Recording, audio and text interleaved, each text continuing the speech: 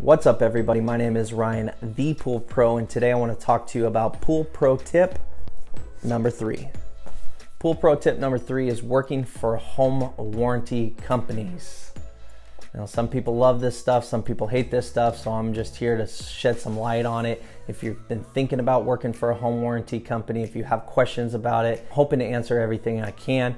If I don't answer something here, please drop a comment below. Look us up on Instagram at the Pool Service Pros. Ask us some questions over there and consider following us and subscribing to this channel. So let's jump into it. So let's first talk about what a home warranty is. In today's world, typically when you buy a house, a home warranty is involved, and it's essentially just insurance. If something breaks or something fails around the house, you contact your home warranty company, a contractor comes out, repairs the situation, and you're on living your life. So that's what a home warranty is. So there are a few things to understand. First is the trade call fee. This is a fee that is paid by the homeowner when the contractor arrives on site. Typically they range anywhere from $70 or $60 to $90. And then also what you want to know is a pre-authorization limit. So every contractor is assigned with a pre-authorization limit. When you first start with these companies, usually the amount is between $100 and $300. Once you start establishing yourself with the home warranty company, they raise it somewhere between $300 and $500. And what that means is if you go out and repair something, you don't have to call in authorization in order to do the repair.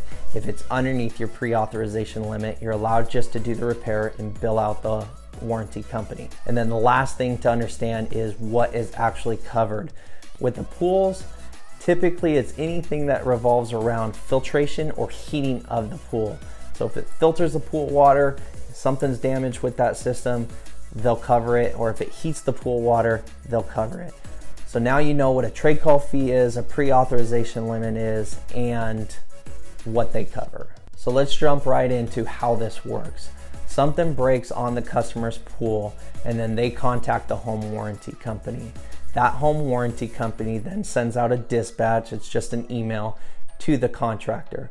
Once the contractor receives that information, they have 2 hours to contact the homeowner to schedule an appointment. That appointment needs to be set within 48 hours of receiving that dispatch.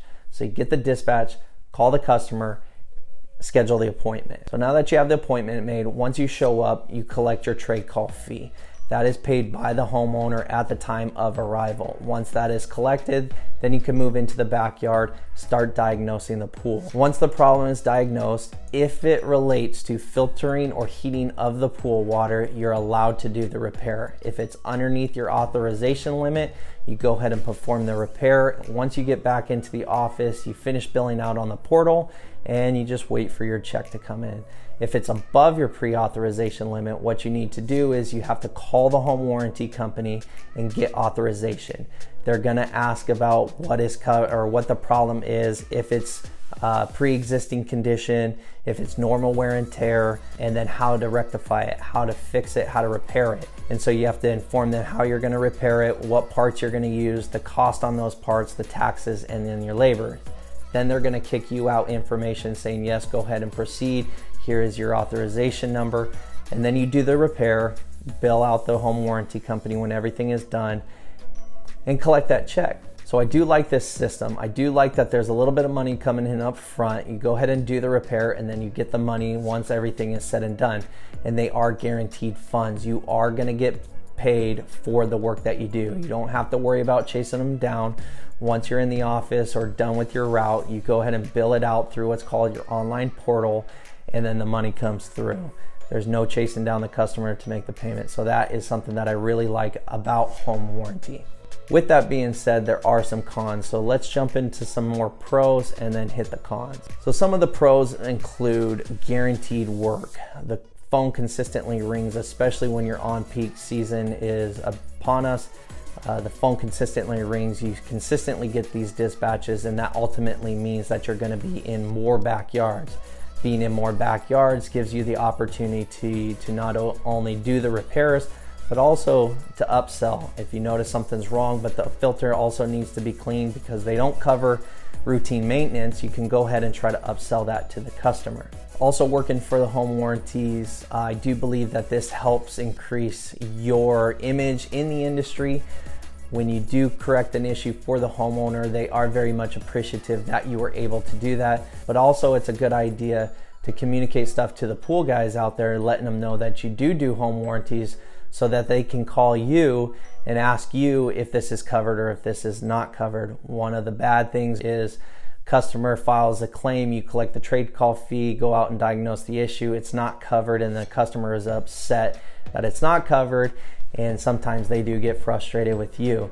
So if you're able to inform local pool service providers that you do home warranties and to call you to see if it is, you build a reputation with that as being an honest pool service professional.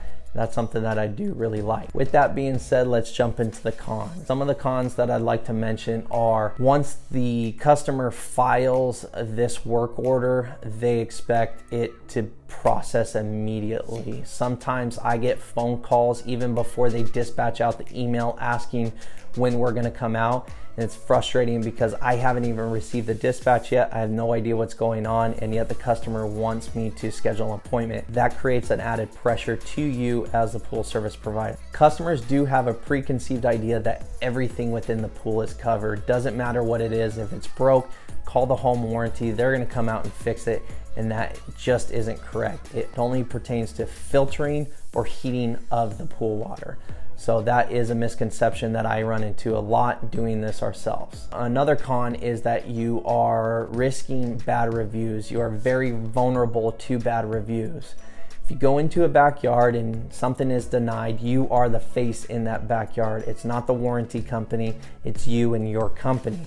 So if something is denied or the customer feels mistreated, they're more likely going to write a bad review about you. So it's very important to communicate everything that you're doing to the homeowner when you have to deny a claim. And then finally, you can create a bad reputation within the pool service industry about your company.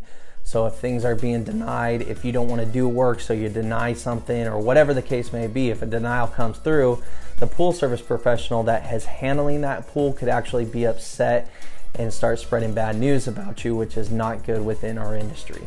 So you really have to understand how to process these work orders, how to go through these work orders. If you have to deny something, there's proper ways to deny that, and there's wrong ways to deny that.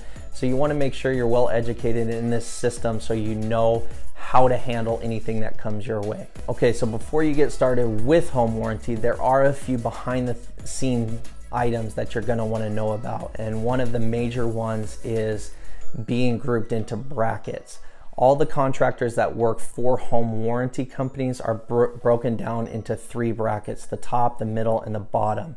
The contractors at the top usually aren't billing out as much as the contractors are on the bottom, whether that be because they are more resourceful with the repairs, just simply they don't want to bill out as much, or they're denying claims. You're going to be at the top of the bracket. Now, if you're consistently approving work, your prices are more expensive, you're going to drop down brackets and then ultimately land in the bottom.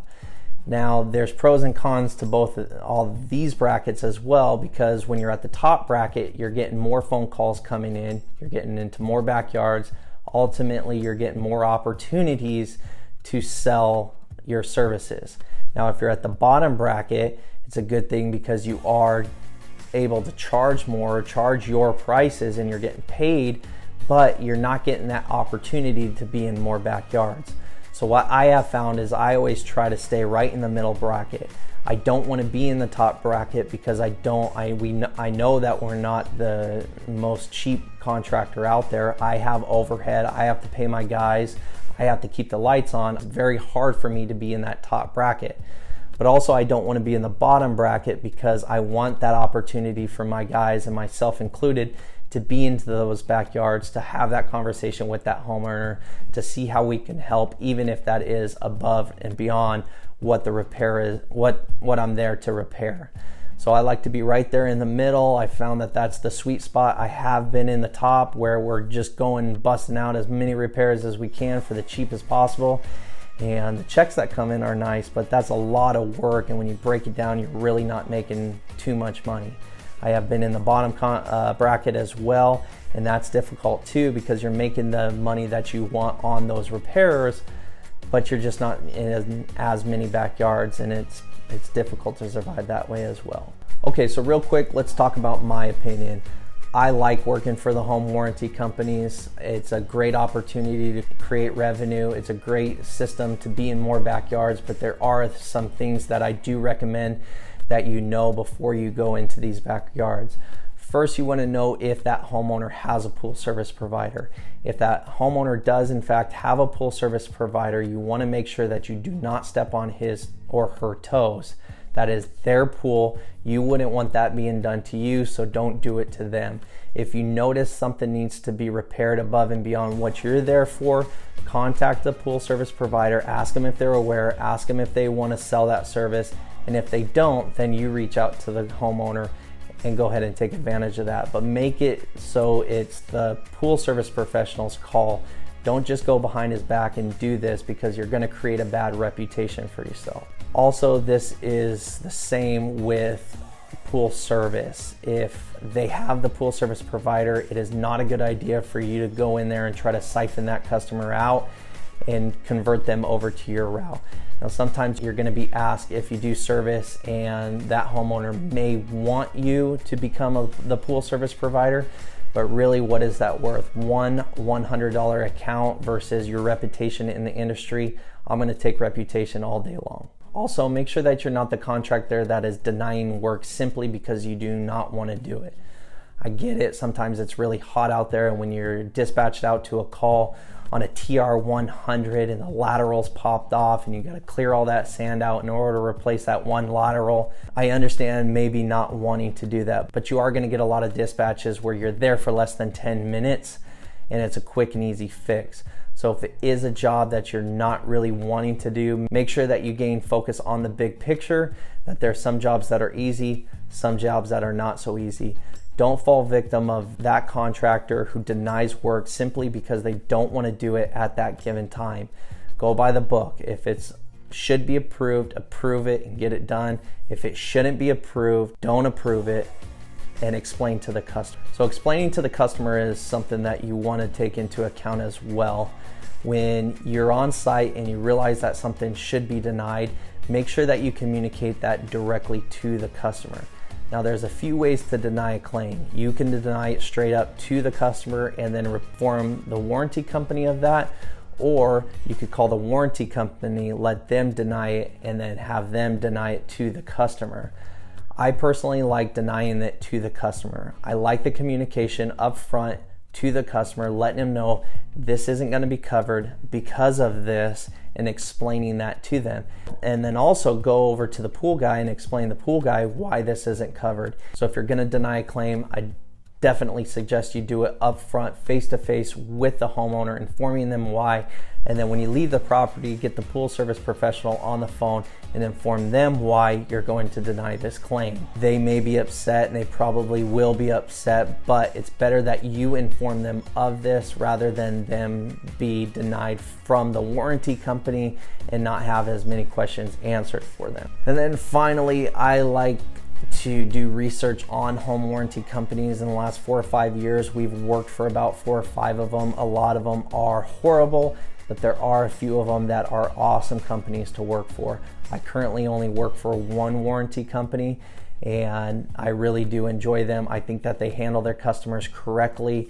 They're not just in it for the money, because let's face it, they are an insurance company. They want to keep their costs low and their bottom dollars fat. So they are an insurance company. They do want to pay out as little as possible. So there are some companies that are extremely good and some companies that you probably want to stay away from, being that they won't approve anything and you're going to be at risk all day long for bad reviews, and customers are going to be upset with you and pool guys will be upset with you. So do some research with the local warranty companies in your area. Find out what the best ones that suit you. I like to use this as a source of revenue when I can turn on and off. So you could actually tell the warranty company that we are busy right now, we're not taking on any work, and then you could reverse that, open yourself back up, we're ready for business, bring me some work, and they'll start sending you work. I like to use this to my advantage. I understand that this isn't the only revenue stream for my business, that we have a lot of things going on and a lot of revenue streams coming in, but this is a great one to use to your advantage, to turn it on when you need to fill gaps, or turn it off when you're extremely busy. So that's something to know as well. So please comment below, jump on over to Instagram, ask us some questions over there. Let's get social. And in the meantime, just keep skimming.